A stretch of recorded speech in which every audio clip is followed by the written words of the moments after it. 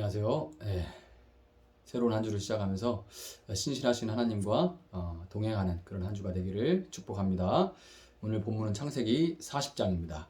그 후에 애굽 왕의 술 맡은 자와 떡 굽는 자가 그들의 주인 애굽 왕에게 범죄한지라. 바로가 그 두 관원장 곧 술 맡은 관원장과 떡 굽는 관원장에게 노하여 그들을 친위대장의 집안에 있는 옥에 가두니 곧 요셉이 갇힌 곳이라. 친위대장이 요셉에게 그들을 수종들게 하매 요셉이 그들을 섬겼더라. 그들이 갇힌 지 여러 날이라. 옥에 갇힌 애굽 왕의 술 맡은 자와 떡 굽는 자 두 사람이 하룻밤에 꿈을 꾸니 각기 그 내용이 다르더라. 아침에 요셉이 들어가 보니 그들에게 근심의 빛이 있는지라. 요셉이 그 주인의 집에 자기와 함께 갇힌 바로의 신하들에게 묻되 어찌하여 오늘 당신들의 얼굴에 근심의 빛이 있나이까. 그들이 그에게 이르되 우리가 꿈을 꾸었으나 이를 해석할 자가 없도다. 요셉이 그들에게 이르되 해석은 하나님께 있지 아니하나이까.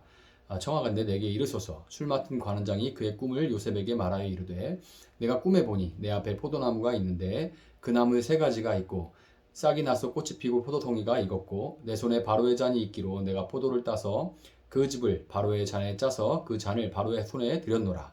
요셉이 그에게 이르되 그 해석이 이러하니 세 가지는 사흘이라. 지금부터 사흘 안에 바로가 당신의 머리를 들고 당신의 전직을 회복시키리니 당신이 그 전에 술 맡은 자가 되었을 때 하던 것 같이 바로의 잔을 그의 손에 들이게 되리이다. 당신이 잘 되시거든 나를 생각하고 내게 은혜를 베풀어서 내 사정을 바로에게 아뢰어 이 집에서 나를 건져 주소서. 나는 히브리 땅에서 끌려온 자요 여기서도 옥에 갇힐 일은 행하지 아니하였나이다. 떡 굽는 관원장이 그 해석이 좋은 것을 보고 요셉에게 이르되 나도 꿈에 보니 흰떡 세 광주리가 내 머리에 있고 맨 윗 광주리에 바로를 위하여 만든 각종 구운 음식이 있는데 새들이 내 머리의 광주리에서 그것을 먹더라.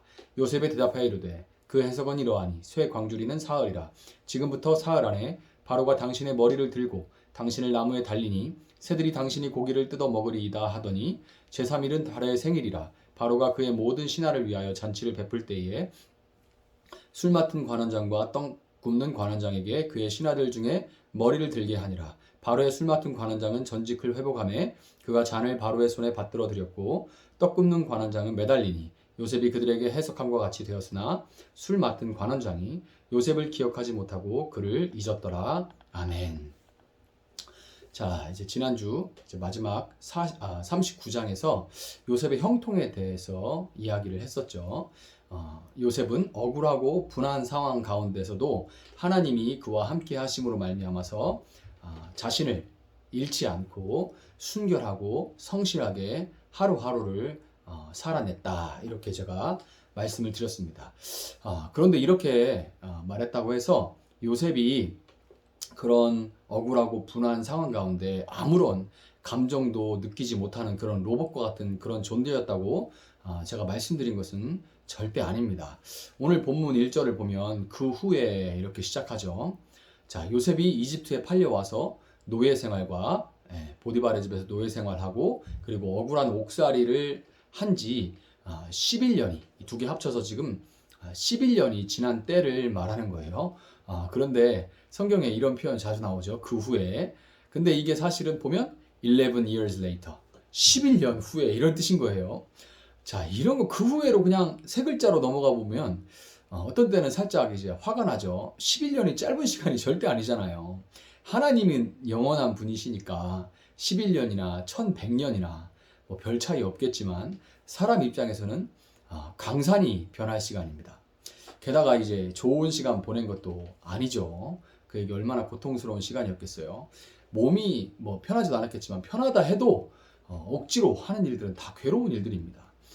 저도 이 군 생활 26개월 했는데 제 26년 같았어요. 다시는 가고 싶지 않습니다. 왜? 자유를 반납하기 때문이죠. 요셉의 경우에 심약한 사람 같으면 생을 비관해서 목숨을 스스로 끊는다고 해도 그럴만 했지. 이렇게 한숨을 내쉬면서 고개를 끄덕거릴 만한 그런 세월을 보내고 있던 요셉이지만 그럼에도 불구하고 정말 그런 삶이었음에도 불구하고 요셉이 살아낼 수 있었던 것은 그의 삶에 여전히 하나님이 함께 하시고 있었다. 이렇게 말할 수밖에 없는 거예요. 자, 하루는 이집트 왕 파라오의 술 맡은 자와 떡 굽는 자가 이 왕에게 범죄한 사실이 드러나서 친위 대장의 집안에 있는 옥에 갇히게 되었습니다. 집안에 있는 이제 옥이니까 우리가 지금 생각하는 그런 철창 그런 옥이 아니라 그런 감옥보다는 가택연금에 가깝다고 할 수 있을 것 같은데요. 친위대장이 그곳에 함께 갇혀 있던 요셉에게 그들을 수종들게 하죠. 그냥 뭐 그럴 수도 있겠다 하고 별 관심 없이 읽으시면 모를 수도 있지만 조금만 이렇게 생각해 보면 이게 진짜 상식적으로 말이 안 되는 상황입니다. 자기 아내를 겁탈하려고 했던 자를 볼 때마다 열받을 텐데 가까운 자기 집 안에 가택연금을 시키고 정치적 영향력이 있는 인물들이 옥에 들어오자 그들을 수발드는 중요한 일을 맡긴다. 이건 진짜 납득이 안 가는 일이죠. 친위 대장은 오래도록 요셉을 지켜보면서 그의 결백을 믿고 그의 총명함과 성실함을 높이 사고 있었던 겁니다. 옥의 간수장은 친위 대장의 부하겠죠, 당연히. 이제 법무부 장관 밑에 있는 그 밑에 있는 뭐 다른 그런 직책이니까요. 부하였는데 그 간수장 역시 요셉을 신뢰하고 귀하게 쓴 것을 보면 아마도 이 친위 대장이 요셉을 옥에 가두면서도 간수장에게 좋은 얘기를 해뒀던 것 같아요. 뭐 애 착하고 부지런하고 똘똘하니까 잘해줘라 뭐 이 정도 얘기를 했겠죠. 근데 요셉처럼 성실하게 일한다고 해서 누구나 인정을 받는 건 아니에요. 열심히 일한다고 해서 누구나 그것을 알아주고 인정을 받는 것은 아닙니다. 그런 걸 생각해 볼 때 하나님은 지금 애매하게 고난을 당하고 있던 억울하게 고난을 당하고 있던 요셉의 삶 속에서 친위 대장을 통해서 또한 간수장을 통해서 개입하시고 은혜를 베푸셨던 것이고 반대로 이 두 사람은 자기도 모르게 하나님의 백성을 준비시키기 위한 하나님의 도구로 사용되고 있었던 겁니다. 하나님께서 요셉의 고통스러운 삶 가운데도 이렇게 보이지 않는 손으로 개입하셨기 때문에 요셉이 그 기간을 견뎌낼 수 있었던 거예요. 자, 술 맡은 관원과 떡 맡은 관원이 투옥된 지 여러 날이 지난 다음에 그 두 사람이 하룻밤에 각각 다른 내용의 꿈을 꾸게 됐습니다. 그들의 얼굴에 근심의 빛이 가득한 것을 본 요셉이 그들에게 이제 물어보죠. 무슨 일 있냐? 그러니까 그들이 꿈을 꿨는데 그 꿈을 해석할 사람이, 해몽할 사람이 없어서 이제 마음이 불편하다. 이렇게 답을 했습니다. 자, 그들의 말에 8절에서 요셉은 꿈의 해석은 하나님께 달려있지 않느냐. 이렇게 담대하게 말하죠. 자, 요셉이 이것을 보면, 이 고백을 보면 그냥 미사역으로 한 게 아니에요. 요셉은 이 고난의 시기를 겪어가는 와중에 사람이 마음으로 자기의 길을 계획할지라도 그의 걸음을 인도하시는 것은 여호와 하나님이시다라는 것을 삶으로 체득해 가고 있었던 겁니다. 그러니까 이런 고백이 이런 상황에서 자연스럽게 나오는 거예요. 요셉의 제안에 이 술 맡은 관원장이 먼저 자기의 꿈을 요셉에게 이야기를 했습니다. 독살 사건이 많았던 이 당시에 왕의 입에 들어가는 떡과 술을 담당하는 관원장들은 실제적으로 왕의 생명과 관계된 사람들이기 때문에 대단한 권세를 가지고 있었어요. 그 중에 이 술 맡은 관원장은 아마도 자신이 진짜 잘못했던 것이 아니라 이제 왕 근처에 있으니까 정치적으로 모함을 당했던지 어떤 오해를 받아서 옥에 갇히게 됐던 것 같습니다. 그러니까 자기는 결백하다는 것을 본인이 더 잘 알고 있죠. 그는 이제 자신이 꾼 꿈이 혹시라도 이 꿈이 아무래도 내가 복권할 수도 있다는 그런 의미인 것 같은데 이런 생각을 했는지 희망을 가지고 요셉에게 먼저 그 꿈의 해석을 요청했던 거죠. 그의 바람대로 요셉은 그가 3일 안에 복권해서 다시금 왕의 술잔에 술을 따르게 될 것이다. 이렇게 꿈을 해석해 줍니다. 그렇지만 이제 이렇게 좋은 얘기를 해줬다고 해서 요셉이 무슨 점 보러 갔을 때 점쟁이들처럼 그 사람의 얼굴이나 뭐 낌새나 태도 등을 살펴서 그 사람에게 필요한 말을 해주면서 쪽집게 소리를 듣는, 어떻게 알았어요? 뭐 이렇게 쪽집게 소리를 듣는 그런 사람은 아닌 게, 그런 사람은 절대 아니죠, 요셉이. 왜냐면 이어서 이 술 맡은 관원장에 이어서 꿈의 해석을 부탁한 이 떡 맡은 관원장에게 들려진 그 꿈의 해석은 분명히 요셉이 점쟁이가 아니라 하나님의 뜻을 따라서 하나님의 뜻에 따라서 말을 전하는 사람이었다는 것을 우리에게 보여주죠. 자, 아마도 이 조선시대의 대령 숙수급이었을 이 떡 맡은 관원장은 실제로 정치적인 이 반대 세력과 야합해서 파라오를 해하려고 했던 것 같고요. 그래서 자기가 꾼 꿈이 스스로 불길하다고 느껴서 술 맡은 관원장의 해석이 좋은 거를 듣고 자기는 너무 지금 불안한데, 근데 이게 술 맡은 관원장의 해석을 들어보니까 이게 참 좋은 거 좋잖아요. 그러니까 자기에게도 그런 위로가 되고 희망이 되는 그런 말을 해주겠거니 그러고서 이제 꿈의 해석을 부탁했던 것 같은데, 혹시나 했던 게 역시나죠. 진짜 문제는 여기서부터예요. 요셉의 꿈 해석대로, 꿈에 해석했던 그대로 술 맡은 관원장은 복권하고 떡 맡은 관원장은 사형을 당한 후에 사람들이 보라고 그대로 방치돼서 새들에게 그 시체가 뜯겨 먹는 그런 처참한 죽음을 맞이했습니다. 술 맡은 관원장이 그런 놀라운 사건을 경험하고도 이게 그걸 봤을 거 아니에요. 술 맡은 관원장도. 그러니까 까딱하면 이게 자신이 떡 맡은 관원장처럼 될 수 있었으니까 그게 얼마나 인상 깊은 일이었겠어요. 정말 오금이 저렸을 텐데, 그런데 그 일을 미리 알려줬던, 그대로 미리 본 것처럼 알려줬던 요셉을 까맣게 잊어버렸습니다. 더군다나 그는 15절에서 볼 수 있듯이 자신의 결백을 호소하면서 꿈의 해석대로 복권된다면 자신을 기억해서 이곳에서 나가게 해달라고 그렇게 부탁하는 요셉의 간곡한 부탁까지 받았음에도 불구하고 정말 무슨 까마귀 고기를 삶아 먹은 것처럼 감옥에서의 일을 새카맣게 잊어버리고 망각해버립니다.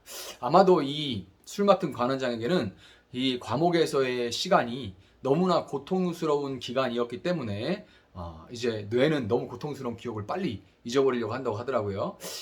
그래서 그런지 빨리 잊어버리고 싶었을 수도 있겠죠. 이 술 맡은 관원장에게는 그냥 잊어버리고 싶은 그런 기간, 별일 아니었을 요셉을 만났던 것이 그럴 수도 있지만, 당하는 요셉 입장에서는 지난 11년의 세월보다 혹시라도 기별이 올까, 이제나 저제나 기별이 올까 오매불만 기다리던 그 2년의 세월이 더 길고 고통스럽게 느껴졌을 것입니다. 이게 그런 소망이 없을 때는 그러려니 했다가 나갈 수도 있다, 이게 소식이 들려올 거 아니에요. 정치범 수용소인데, 그 술 맡은 관원장 복권됐대, 이야 대박인데, 뭐 이런 얘기들 들렸을 거 아니에요. 그러면 자기도 기대하는 게 생길 텐데 2년 동안 깜깜무소식인 거예요. 자, 그런데 여러분, 창세기 41장 1절에 기록된 대로 딱 만 2년, 성경이 일부러 그냥 2년쯤 이렇게 안 하고 만 2년 후, 그 이후에 이렇게 할 만하잖아요. 이게 성경의 주특기니까. 근데 딱 만 2년 후 파라오가 꿈을 꾸게 되고 요셉을 까맣게 잊어버렸던 그 술 맡은 관원장은 그때 그를 기억하여 천거합니다. 그때가 오니까 딱 기억이 나서 요셉을 천거해요. 요셉을 총리로 삼는 이 파라오, 아직은 2장에서는 아니지만 몇 장 건너가면 이제 요셉을 파라오의 이제 총리로 삼게 되는데요. 이 총리로 삼는 파라오는 셈족, 이제 노아의 아들 셈, 함, 야벳이 있잖아요. 그 중에 셈족인 힉소스 왕조를, 이 이집트의 힉소스 왕조를 연 그런 파라오입니다. 그 전에 이집트 왕조는 대대로 함족에 의해서 다스려져 왔어요.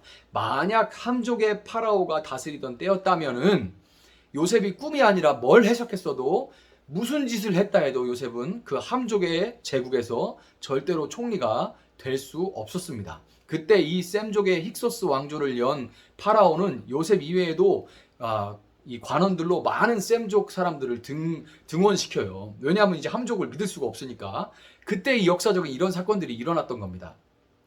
요셉이 이 감옥에서 관원장들의 꿈을 해석할 때는 이제 막 왕조가 팍 뒤집혀가지고 독살 등 이 새 왕조를 위협하는 일들이 횡행하던 때였고, 정신이 하나도 없을 때예요. 그리고 막 정치적인 술수가 막 왔다 갔다 하면서 언제 어떻게 죽을지도 모르는 그런 상황이었습니다. 근데 이제 2년 정도가 지나서 왕조가 어느 정도 기틀이 잡혔을 때 요셉이 풀려나게 된 거예요. 기가 막힌 타이밍이죠.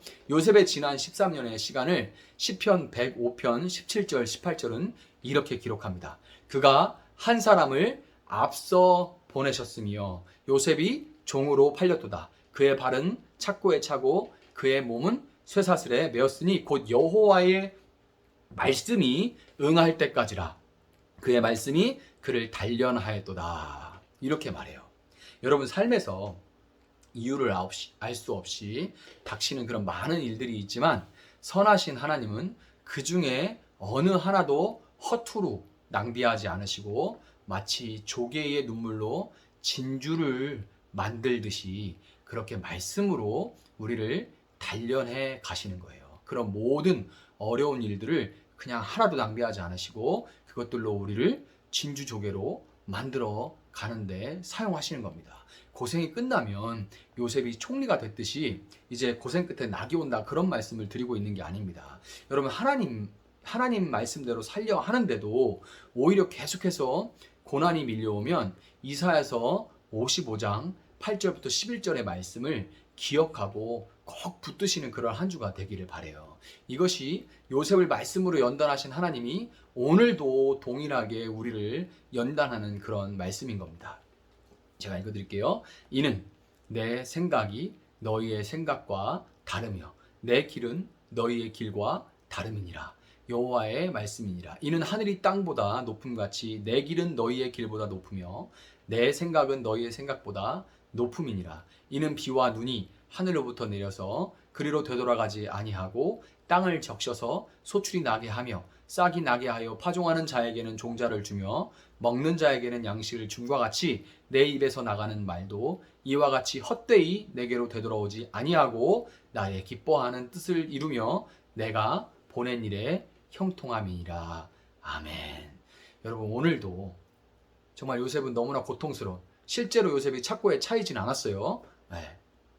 가택연금이기 때문에. 그러나 그의 심령은 정말 착고에 차이고 그렇게 된 것처럼 너무나 고통스러운 시간, 그냥 그 후에라고 말하기에는 너무나 고통스러운 시간들을 그렇게 보냈지만, 그러나 그의 시간이 차고 만 2년 후가 지난 그 후에는 그가 하나님의 이제 쓰임을 받았던 것처럼 하나님은 오늘도 결코 실수하지 않으십니다. 이 실수하지 않으시는 하나님은 여러분과 오늘도 함께 하심으로써 여러분의 삶을 통해서 하나님의 뜻을 펼쳐가시는 그 형통함을 이루고 계신 거예요. 여러분, 이것을 믿으시고 고난 중에도 인내의 열매를 맺어갈 수 있는 여러분들 되시기를 주님의 이름으로 축복합니다. 제가 한번 기도하겠습니다.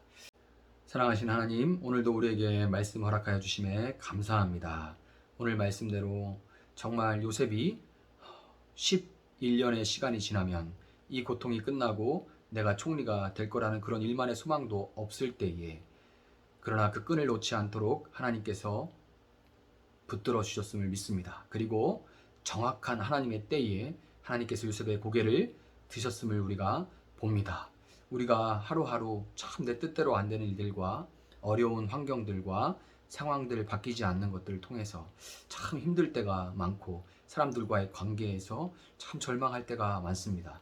때로는 나의 연약함으로 인하여서도 참 낙심할 때가 많습니다. 그러나 하나님, 오늘도 우리와 함께 하심으로 우리가 넘어진다 말할 때, 미끄러진다 말할 때 우리의 발을 붙드시는 것을 믿습니다. 그리고 하나님께서 정말 우리를 연단하는 이 시기가 끝날 때에 또 우리의 고개를 들어 우리를 하나님의 그 영광 중에 사용하실 줄을 믿습니다. 하나님, 우리가 이 소망을 가지고 오늘 하루를 인내하며 인내 열매를 맺어가고 온전히 더욱더 예수님 닮아가는 그 모습으로 변해갈 수 있도록 하나님 함께하여 주시옵소서. 새로운 한 주를 맞이합니다. 주님, 우리 성도님들 이 한 주도 지켜주시고 승리하는 한 주가 되게 하시고 주님의 말씀을 더 힘있게 붙드는 귀한 한 주가 될 수 있도록 하나님 함께하여 주시옵소서. 감사함의 예수님의 이름으로 기도합니다. 아멘. 오늘 주신 말씀 붙들고 계속해서 기도하겠습니다.